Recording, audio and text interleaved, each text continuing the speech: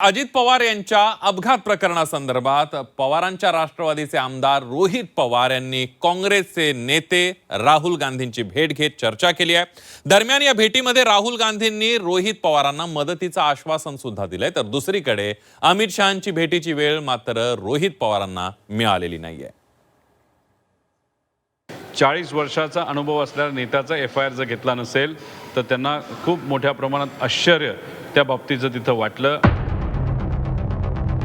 त्यांनी मला शब्द दिलाय की काँग्रेस पक्षाकडनं व त्यांच्याकडनं जी काय ताकद लागेल, मदत लागेल, ती पूर्णपणे मदत आम्ही त्या ठिकाणी करू। मी सीबीआयला वेळ मागितलेली आहे, डीजीसीएला वेळ मागितलेली आहे, अमित शहा साहेबांना वेळ मागितलेली आहे, पण मी विरोधातला एक आमदार असल्यामुळे कदाचित ती वेळ त्या ठिकाणी मला मिळालेली नाही। आम्हाला जे कळालेलं आहे, अजूनपर्यंत महाराष्ट्राकडनं तो प्रस्ताव हा दिल्लीला सीबीआयकडे पाठवलेला नाही। आम्हाला खरं तर आश्चर्य वाटतं की मुख्यमंत्री देवेंद्र फडणवीस साहेबांनी शब्द दिला होता की सीबीआयकडे आम्ही प्रस्ताव पाठवू, पण तो अजूनपर्यंत पाठवलेला नाही।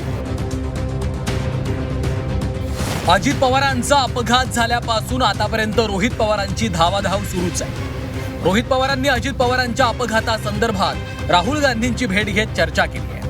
रोहित पवारांनी त्यांच्या प्रेझेंटेशनमध्ये मांडलेले मुद्दे तसंच त्यांना असलेल्या शंकांबद्दलची माहिती रोहित पवारांनी राहुल गांधींना दिली आहे। दरम्यान या भेटीत एफआयआरच्या मुद्द्यावरनं राहुल गांधींनी आश्चर्य व्यक्त केल्याचं रोहित पवारांनी सांगितलंय। मात्र दुसरीकडे याच मुद्द्यावरून सुधीर मुनगंटीवार यांनी रोहित पवारांवर टीकास्त्र डागले। त्या चर्चेमध्ये जेव्हा मी एफआयआर बद्दल सांगितलं की महाराष्ट्रामध्ये दुर्दैवाने असं की अजितदादांचा एफआयआर हा घेतला जात नाही, त्यात ते थोडेसे आश्चर्यचकित झाले। त्याचं कारण म्हणजे या देशामध्ये प्रत्येक व्यक्तीचा हक्क आहे एफआयआर होणं, आणि महाराष्ट्रामध्ये एवढा मोठा नेता म्हणजे अजितदादांचा जर एफआयआर घेतला जात नसेल, ठीक आहे, नेता म्हणून, पक्ष म्हणून विरोधी पक्षातले विचाराचे असले तरी शेवटी 40 वर्षाचा अनुभव असलेल्या नेत्याचा एफआयआर जर घेतला नसेल तर त्यांना खूप मोठ्या प्रमाणात आश्चर्य त्या बाबतीचं तिथं वाटलं।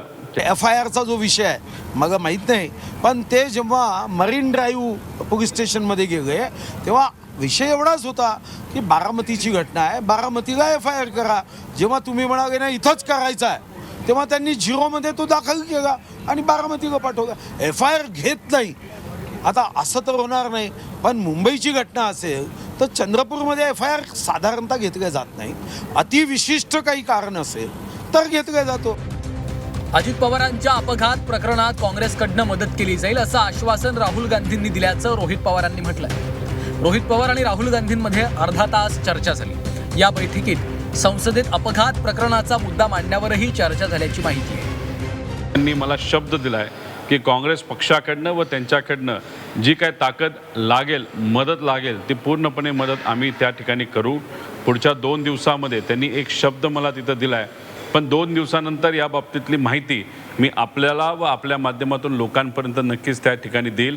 अतिशय महत्त्वाची मदत ही राहुल गांधीजींकडनं या विषयाच्या बाबतीत होईल असं आम्हाला वाटतं, आणि मग ती 2 दिवसानंतर ती काय गोष्ट होती, कशी मदत झाली, हे नक्कीच आपल्या सर्वांना मी सांगेन। रोहित पवारांनी भेट घेतल्यानंतर राहुल गांधींनी ट्विटरवरून अजित पवारांच्या अपघातासंदर्भात काही सवाल उपस्थित केले। रोहित पवारांनी आज मला भेटून अजित पवारांच्या अपघात प्रकरणासंदर्भातलं पत्र दिलं। अपघात प्रकरणात कायद्याची मूलभूत तत्व पाळली गेली नसल्याचं दिसतंय। इतकी गंभीर दुर्घटना घडूनही या प्रकरणात गुन्हा नोंदवण्यात आलेला नाही। घटनेची सखोल आणि निष्पक्ष चौकशी होणं गरजेचं आहे। आज राहुल गांधींची भेट घेतल्यानंतर रोहित पवारांनी गृहमंत्री अमित शहा, सीबीआय, डीजीसीएच्या अधिकाऱ्यांच्या भेटीची वेळ मागितली आहे। मात्र अद्यापही रोहित पवारांना भेटीची वेळ मिळाली नाहीये। तसंच राज्य सरकारनं केंद्राला सीबीआय चौकशी संदर्भातला प्रस्ताव पाठवला नसल्याचा आरोपही रोहित पवारांनी केला आहे। मी सीबीआयला वेळ मागितलेली आहे, डीजीसीएला वेळ मागितलेली आहे, अमित शहा साहेबांना वेळ मागितलेली आहे, पण मी विरोधातला एक आमदार असल्यामुळे कदाचित ती वेळ त्या ठिकाणी मला मिळालेली नाही। मी विरोधात असलो तर विषय हा महत्त्वाचा आहे, आणि विषय कुठला असेल तर अजितदादांना न्याय देण्याचा विषय आहे, पण तरीसुद्धा वेळ मिळत नसेल तर कदाचित त्यांना इतर काही महत्त्वाच्या गोष्टी करण्याच्या असाव्यात, पण दादांना न्याय देण्याचा विषय हा त्यांच्यासाठी महत्त्वाचा नसावा। आम्हाला जे कळालेलं आहे, अजूनपर्यंत महाराष्ट्राकडनं तो प्रस्ताव हा दिल्लीला CBIकडे पाठवलेला नाही. आम्हाला खरं तर आश्चर्य वाटतं की मुख्यमंत्री देवेंद्र फडणवीस साहेबांनी शब्द दिला होता की CBIकडे आम्ही प्रस्ताव पाठवू, पण तो अजूनपर्यंत पाठवलेला नाही. व त्याच्याच बाबतीत आम्हाला असं कळालं होतं की प्रस्ताव पाठवण्यासाठी अजितदादांच्या पक्षाचे जे प्रमुख आहेत त्यांनी त्या ठिकाणी विनंती केली होती आणि 2 दिवसापूर्वी स्मरणपत्रसुद्धा तिथं दिलेलं आहे.